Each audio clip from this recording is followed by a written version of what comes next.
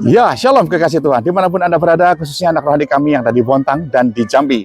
Dari Rowland Head, California, Los Angeles, Amerika Serikat.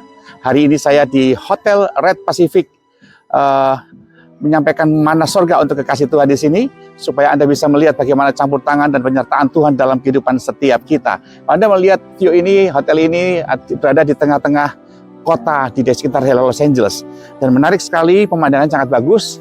Di belakang sana itu ada gunung salju ya Bapak Ibu, yang kalau kita jauh sih tidak begitu kelihatan, tapi kalau kita mendekat Anda akan melihat gunung yang di atasnya dipenuhi dengan salju. Karena memang California memang kotanya tidak ada salju, tapi di gunungnya ada salju dan tampaknya begitu indah. Tahukah saudara, keindahan itu selalu menarik hati banyak orang, khususnya Tuhan Allah dalam kehidupan setiap kita yang memang dari awal mengaruniakannya. Dia menciptakan alam dan berkata, sungguh baik. Jadi Tuhan menghargai dan menyukai keindahan. Dan tahukah kekasih Tuhan, harapan Allah ketika Dia menempatkan kita sebagai anak-anak Allah, orang-orang itu melihat keindahan, bukan cuma keindahan fisik kita, tapi mengingatkan keindahan, keagungan Allah di dalam diri saudara dan saya. Dan keindahan yang paling diharapkan oleh semua orang adalah bukan keindahan secara fisik. Ya, keindahan fisik itu sifatnya semu. Ketika kita tua, maka keindahannya akan menjadi menurun. Tapi keindahan yang menarik sekali itu adalah keindahan inner beauty kita. Ya, namanya juga inner beauty ya, kecantikan dari dalam. Dan itu hanya bisa terjadi ketika kita menghadapi tempaan demi tempaan kehidupan setiap kita. Firman Tuhan berkata bahwa waktu kita menjadi pribadi yang kuat dalam tekanan, disitulah letak bagaimana kita bisa menunjukkan inner beauty kita, the power of our inner beauty, ya, kuasa atau kekuatan daripada inner beauty kita.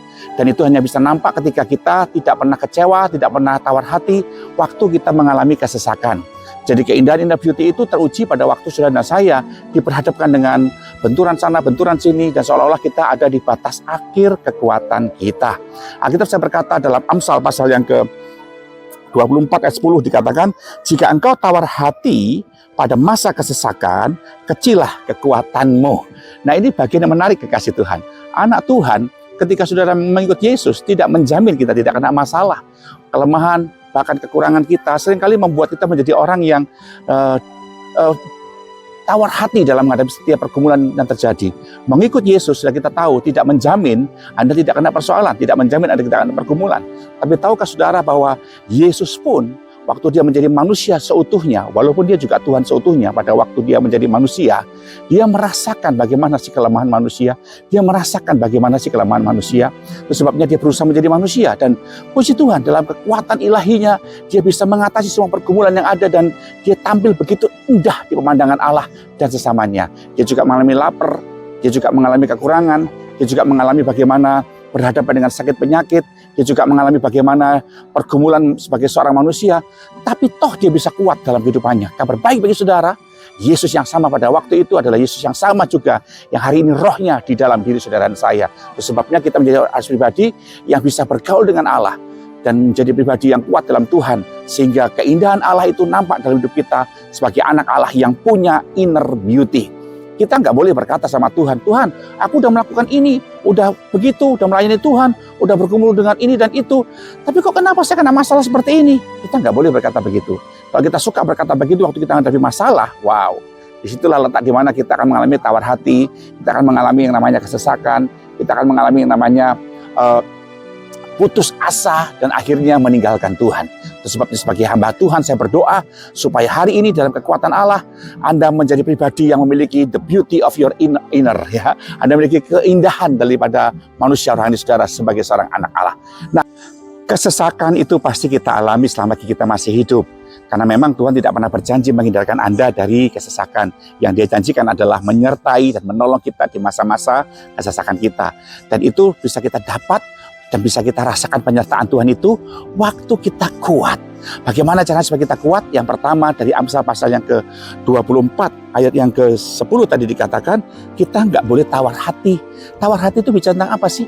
Tawar hati itu bicara tentang bagaimana kita putus asa, kita menjadi orang yang hambar, kita menjadi orang yang menjalani kehidupannya dengan tanpa antusias. Poin yang pertama ini, kalau saudara sudah menjadi pribadi yang shock, kecewa dengan Tuhan untuk apa yang sedang saudara alami saat ini, maka itu menjadi sumber ketawaran hati kita. Hidup menjadi hambar. Kalau kita nggak tawar hati Bapak Ibu kekasih, kita akan memiliki yang namanya rasa syukur. Nah, orang yang bersyukur dia akan memiliki keantusiasan dalam hidupnya. Dan itu yang Tuhan cari. Yang kedua kita miliki adalah bagaimana saudara dan saya hari ini punya mata yang terus fokus kepada Yesus. Nah ini dia, semua persoalan yang terjadi dalam hidup kita itu pasti seizin Tuhan. Kalau Anda berfokus pada masalah, maka percayalah, besarnya masalah itu selalu kadang-kadang melebihi kekuatan kita. Lalu itu kok ada ayat yang mengatakan tidak melebihi kekuatan kita, itu kalimat penghiburan untuk meyakinkan kita. Kalau Anda di dalam Yesus, masalah itu tidak akan melebihi kekuatan saudara. Itu kalau mata kita tertuju kepada Yesus, fokus kepada Yesus. Nah kalau mata kita selalu lihat masalah, besarnya sakit penyakit, ya kemustahilan kita hadapi, maka yang muncul adalah kemampuan untuk kita bisa meninggalkan Tuhan. Tapi kalau kita fokus kepada Yesus, kita akan berkata, hai masalah yang besar, aku bilang kepadamu, aku punya Tuhan yang lebih besar, namanya Yesus. Jadi hari ini saya mengajak saudara untuk dalam setiap masalah saudara, entah itu besar kah, entah kecil kah, segala masalah izinkan Tuhan terjadi kah, belajar untuk fokus kepada Yesus. Karena hari ini dia adalah pusat kehidupan kita. Bagaimana cara fokus kepada Yesus? Matius 6:33, carilah dahulu kerajaan Allah dan kebenarannya, maka semuanya itu akan ditambahkan kepadamu. Hidup. Nah yang ketiga adalah kekuatan kita menghadapi permasalahan itu bukan pada besarnya otot dan perawakan kita, tapi pada masa tekad kita, kemampuan kita, bagaimana kita bisa bertahan menghadapi setiap masalah kita. Iman bukan cuma sekedar kekuatan untuk mendapatkan, tapi iman juga adalah kekuatan untuk bertahan dalam setiap persoalan yang ada. Sehingga kita punya yang namanya semangat. Amsal 18:14, orang yang bersemangat dapat menanggung penderitaannya. Nah, saudara dan saya memiliki semangat dalam hidup saudara, tidak mengandalkan otot dan perawakan yang gagah dan besar, atau mungkin backing, atau mungkin saldo bank, atau mungkin kemampuan orang-orang dalam saudara. Anda jangan andalkan itu semua, tapi andalkanlah bagaimana saudara memiliki iman yang mampu bertahan di masa-masa kesesakan. Dan itu yang Tuhan ajarkan dalam hidup kita. Dan yang terakhir Bapak Ibu kasih, bagaimana supaya kekuatan Roh Kudus mengalir dalam hidup saudara dan saya? Dari Los Angeles, Amerika Serikat ini saya ingin sampaikan supaya saudara belajar untuk bergaul karib dengan Tuhan. Didapatkan di dalam Yesaya pasal yang ke-30 ayat yang ke-15 dikatakan, dengan bertobat dan tinggal tenang dalam hadirat Tuhan terletak kekuatan kita. Jadi untuk bergaul dengan karib dengan Tuhan itu sumber kekuatan, dan kita hanya bisa bergaul karib dengan Tuhan waktu kita memiliki pertobatan, yaitu bicara tentang keubahan pola pikir yang melahirkan perubahan gaya hidup. Saya rindu dan saya berdoa supaya hari ini keubahan hidup kita itu kita bawa untuk makin karib dengan Tuhan. Cinta ibadah, cinta pelayanan, ada gula, ada semut, ada ibadah, ada saya.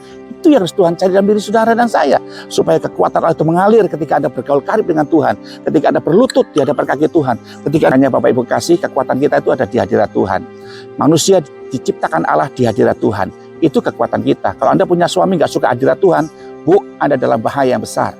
Ajaklah hidup Anda, keluarga Anda untuk ada di hadirat Tuhan, karena di situ mengalir kekuatan kita, dan kita hanya bisa di hadirat Tuhan waktu kita memiliki pertobatan atau kelahiran baru. Saya berdoa supaya hari-hari ini setiap kesesakan yang ada, setiap pergumulan yang kita alami tidak membuat kita tawar hati, tapi membuat kita makin mengasihi Tuhan. Kenapa? Di sana kita akan tampil sebagai pemenang. Bangkitlah dan menjadi pemenanglah. Dan seberkati saudara, salam dari kota Los Angeles di daerah Rowland Head di kota Los Angeles, dari Hotel Red Pacific Resort. Haleluya. Amin.